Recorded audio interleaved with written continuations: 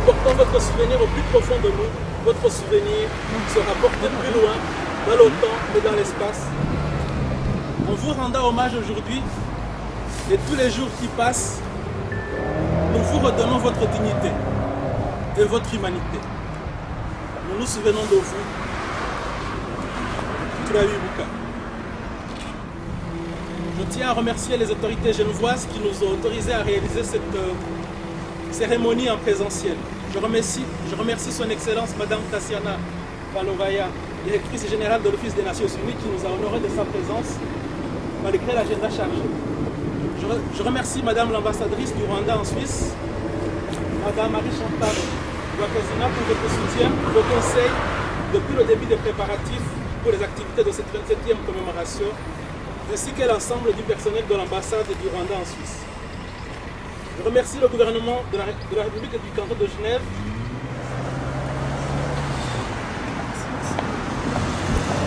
la lumière, la flamme de l'espoir.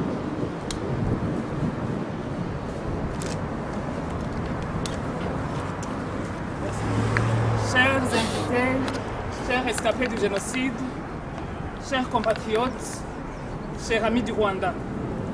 C'est aussi un grand honneur pour l'ambassade, comme vient de le dire aussi le président d'Ibuka, de vous accueillir tous à cette cérémonie de dépôt de gerbes de fleurs sur cette stèle mémoriale à l'occasion de la 27e commémoration du génocide perpétré contre les Tutsis au Rwanda. Votre présence à nos côtés, en ce jour où nous nous rappelons des nôtres, témoigne de votre amitié et de votre solidarité envers le peuple rwandais en général, les victimes ainsi que les rescapés du génocide en particulier. Notre présence ici sert donc à perpétuer leur mémoire qui se doit d'être transmise de génération en génération afin que cela ne se reproduise plus nulle part au monde. Et cela ne peut être réalisé que si la communauté internationale solide pour faire juger les suspects de ce génocide du siècle et de criminaliser sa négation.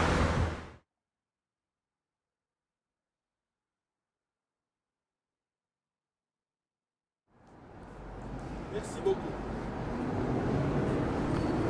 Turibuka jenoside yakorewe abatutsi, turwanye ingengabitekerezo ya jenoside, dushigikire ibi byiza twagezeho.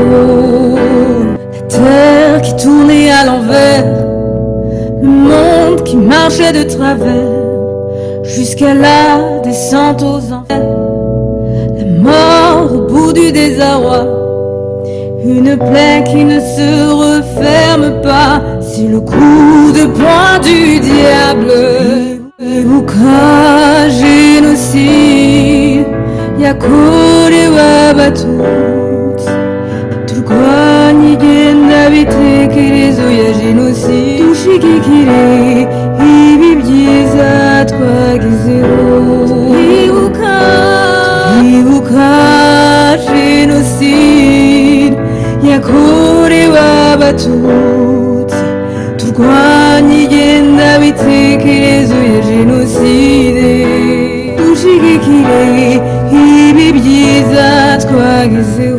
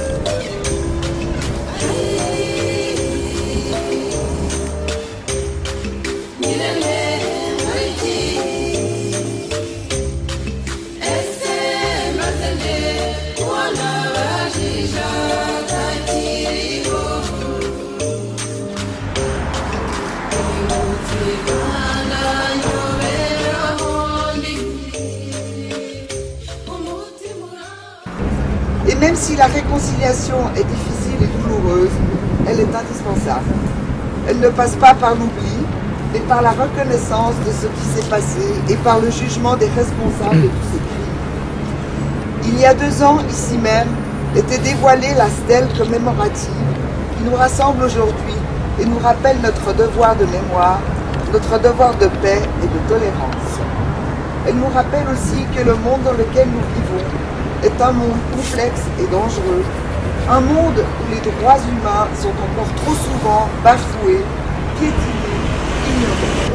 Aujourd'hui, au nom des autorités de la ville de Genève, je tiens à adresser un message de respect et d'amitié à la communauté rwandaise et à rendre un hommage solennel aux morts de 1994.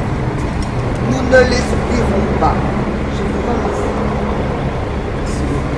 Merci beaucoup, Madame Berlet, pour ce message très poignant.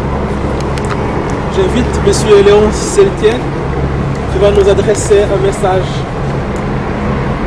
au Congrès juif mondial. Excellence, survivants, chers amis, je suis très honoré de participer à cette cérémonie aujourd'hui. Au nom du Congrès juif mondial, au nom de notre parti, je nuit à peu des autres crimes de ce type. Malheureusement, dans les décennies qui ont suivi, plus jamais, never again, est devenu encore et encore, again and again.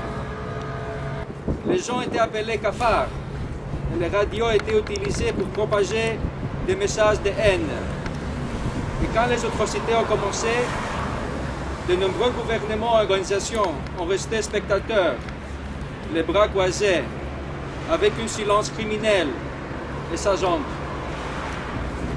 Aujourd'hui, nous commémorons plus de 1 million de personnes assassinées en seulement 100 jours au cours de cette période sombre de l'histoire, parce qu'il était des Tutsis.